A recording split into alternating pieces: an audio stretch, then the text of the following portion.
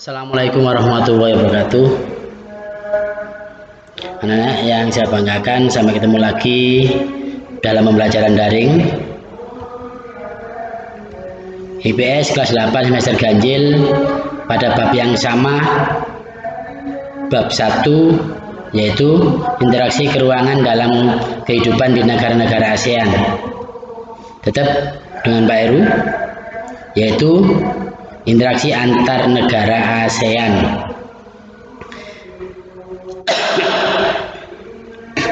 Sebelum materi dimulai, terlebih dahulu marilah kita berdoa semoga kita senantiasa diberi semangat dalam pembelajaran daring dan diberi kesehatan baik anak-anak maupun keluarga, terutama Bapak Ibu guru, biar tetap memberi pembelajaran dalam keadaan daring ini. Berdoa mulai.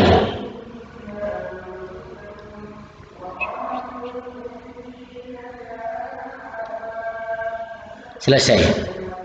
Anak, pada tujuan pembelajaran kali ini yaitu menjelaskan interaksi antar negara-negara ASEAN. Interaksi antar negara ASEAN, kerjasama ASEAN adalah bentuk hubungan interaksi antar negara Asia Tenggara untuk mencapai suatu persetujuan yang menguntungkan untuk semua negara yang terlibat. Hubungan antar negara ASEAN semakin diperlukan seiring dengan bermunculnya kebutuhan baru yang berbeda-beda di tiap negara anggota. Kebutuhan tersebut mencakup bidang sosial, politik, ekonomi, maupun bidang lainnya seperti pendidikan. Organisasi internasional kemudian membentuk guna mengatasi dan meminimalisasi masalah yang dapat timbul dari interaksi antar negara dalam berbagai bidang, terutama bagi negara-negara yang berada pada kawasan yang berdekatan atau regional. Nah, yang banggakan, apa faktor-faktor pendorong kerjasama ASEAN? Setidaknya dapat dua faktor pendorong terbentuknya kerjasama ASEAN, yakni didasari kesamaan atau perbedaan potensi sumber daya alam yang dimiliki oleh suatu negara. Karena potensi alam tiap negara itu berbeda-beda. Negara Indonesia potensinya belum tentu dimiliki oleh negara yang lain. Sebaliknya, apa potensi yang kita nggak ada, maka kita ambil di negara yang lain. Kesamaan dan perbedaan sumber daya alam ASEAN. Kesamaan sumber daya alam antara beberapa negara dapat mendorong terbentuknya kerjasama antar negara. Misalkan, beberapa negara penghasil minyak bumi membentuk kerjasama yang diberi nama OPEC atau Organization Petroleum Exporting Countries. Oleh karena itu, perbedaan sumber daya pangan di setiap negara ASEAN juga melahirkan kerjasama. Contohnya adalah bagaimana Indonesia mengekspor hasil pertanian di Singapura. Sebaliknya, Indonesia juga mengimpor beras dari Myanmar dan Thailand untuk memenuhi kebutuhan beras yang sangat tinggi. Kesamaan dan perbedaan wilayah.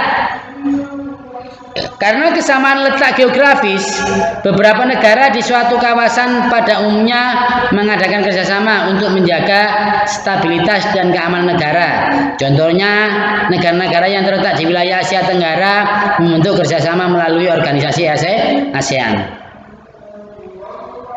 Tadi faktor pendorong, sekarang faktor penghambat kerjasama ASEAN. Apa aja? Terlebih dahulu, sementara itu, faktor penghambat kerjasama spesifiknya untuk negara-negara di ASEAN meliputi perbedaan ideologi, konflik dan peperangan, kebijakan prospektif, dan perbedaan kepentingan tiap-tiap negara. Berikut adalah penjelasan masing-masing faktor yang menghambat kerjasama tersebut. Secara ideologi, perbedaannya memiliki banyak kemiripan dalam budaya, tetap terdapat beberapa perbedaan ideologi antara negara-negara ASEAN. Hal ini dapat Hal ini dalam keadaan ekstrimnya dapat menghambat kerjasama.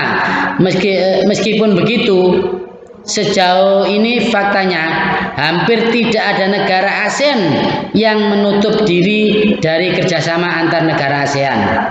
Artinya nggak ada negara-negara yang bergabung di ASEAN itu tidak membutuhkan negara yang lain.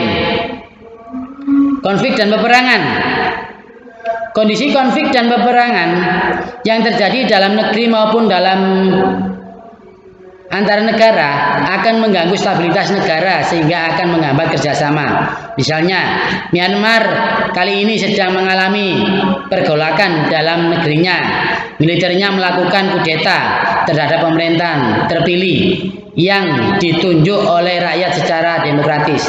Hal tersebut membuat PBB dan ASEAN terpaksa memberikan sanksi dan menghambat kerjasama antar negara. Yang ketiga adalah kebijakan prospektif.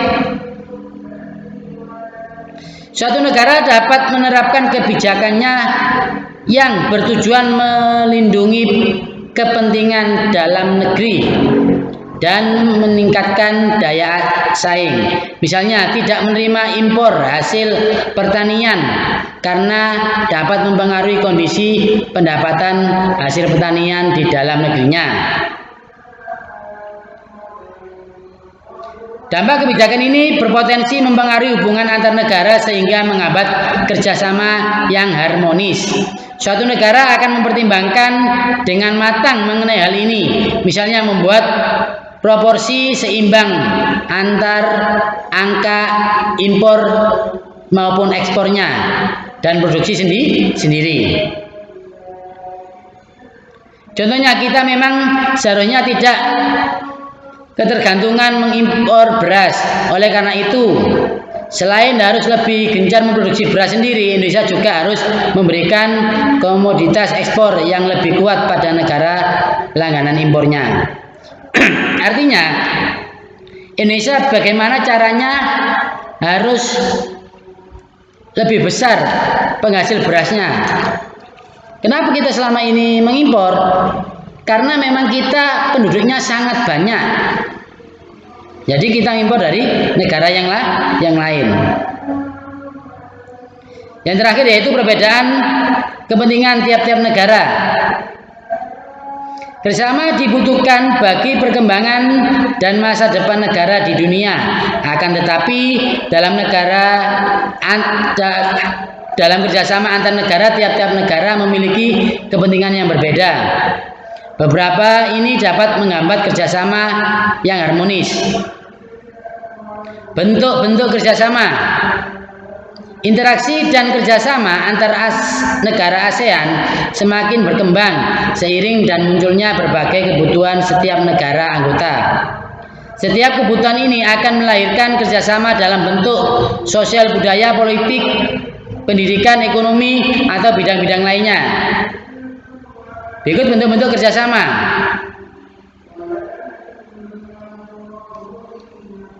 Anak-anak yang saya banggakan, ini bentuk-bentuk kerjasama. Yang pertama adalah kerjasama bidang sosial dan budaya. Kerjasama antar negara ASEAN dalam bidang sosial dilakukan agar terciptanya kerukunan dan kemajuan bersama. Beberapa bentuk kerjasama di bidang sosial budaya negara ASEAN. Yang pertama, bidang pembangunan. Yang kedua, bentuk membantu kepada kaum wanita dan pemuda dalam usaha-usaha pembangunan. Yang ketiga, menanggulangi masalah-masalah perkembangan penduduk dengan kerjasama dengan badan-badan nasional yang bersangkutan. Yang keempat, membangun sumber daya manusia, meningkatkan kesejahteraan. Yang keenam, program peningkatan kesehatan, makanan dan obat-obatan.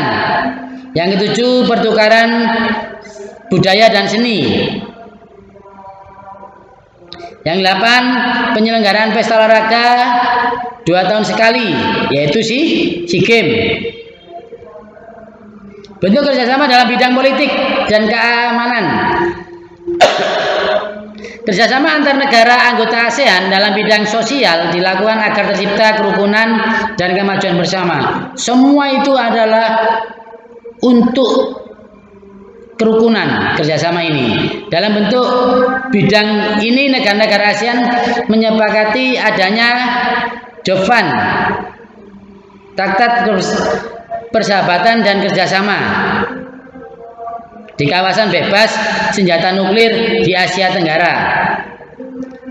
Selain itu, kerjasama dalam bidang politik menciptakan ASEAN Regional Forum untuk membahas kasus-kasus terkini yang menjadi perhatian ASEAN. Beberapa contoh nyata kerjasama politik dan keamanan adalah sebagai berikut. Yang pertama, Traktat Bantuan Hukum Timbal Balik di bidang pidana. Yang kedua, Konvensi ASEAN yang memberantasan terorisme. Yang ketiga, pertemuan para menteri pertahanan. Yang keempat, penyelesaian sengketa Laut Cina Selatan. Yang kelima, kerjasama pemberantasan kejahatan lintas negara yang mencakup pemberantasan terorisme. Yang keenam, kerjasama di bidang hukum, bidang migrasi, kekonsuleran, kelembagaan antar parlemen. Bentuk kerjasama dalam bidang pendidikan. Kerjasama bidang bilateral maupun multilateral di bidang pendidikan terus dilakukan oleh negara-negara ASEAN demi mencapai tujuan meningkatkan kualitas pendidikan di Asia Tenggara dan meningkatnya adanya sains internasional. Contoh bentuk kerjasama antar negara ASEAN di bidang pendidikan yaitu ASEAN Council of Teachers Convention. Yang kedua, penawaran beasiswa pendidikan.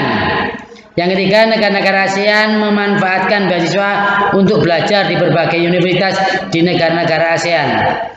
Yang keempat, olimpiade di bidang pendidikan seiring adanya diadakan pada taraf regional Asia Tenggara. Pengaruh kerjasama bidang ekonomi, sosial, politik, budaya, dan pendidikan terhadap kehidupan ASEAN, yaitu pengaruh kerjasama ASEAN di bidang ekonomi.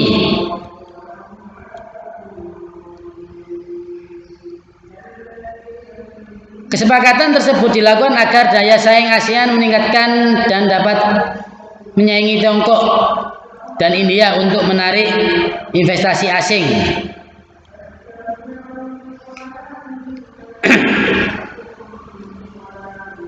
Pengaruh kerjasama ASEAN di bidang sosial. Pengaruh kerjasama ASEAN di bidang sosial menimbulkan kepedulian antar sesama dan kegiatan saling membantu untuk memastikan keutuhan sosial masyarakat negara-negara Asia Tenggara. Tentunya festival budaya, perkemahan budaya, serumpun ASEAN, industri musik. Konvensi tersebut menegaskan tekad semua negara ASEAN tentang suatu komunitas bersama, visi bersama dan jati diri bersama dalam bidang kebudayaan. Pengaruh kerjasama ASEAN bidang politik dan keamanan. Sengketa perbatasan wilayah, pekerja migran,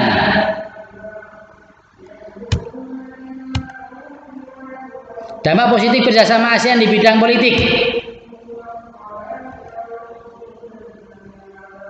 Kualitas pendidikan dan lulusan yang kompeten mengubah paradigma pendidikan di tiap negara. Objek pelajaran, metode pembelajaran, dan guru yang kompeten menjadikan masyarakat negara ASEAN, terutama pelajar, akan mengakses informasi dan belajar untuk meningkatkan pendidikannya. Upaya meningkatkan kerjasama ASEAN. Upaya meningkatkan kerjasama antar negara ASEAN ini telah terbangun melalui 3 pilar dalam rangka membutuhkan masyarakat ASEAN tahun 2015 terus ditingkatkan. 3 pilar tersebut yaitu kerjasama dalam bidang politik, keamanan, sosial, budaya, dan ekonomi. Nah, yang saya banggakan, itu aja materi pada pertemuan kali ini. Semoga menjadikan ilmu yang manfaat.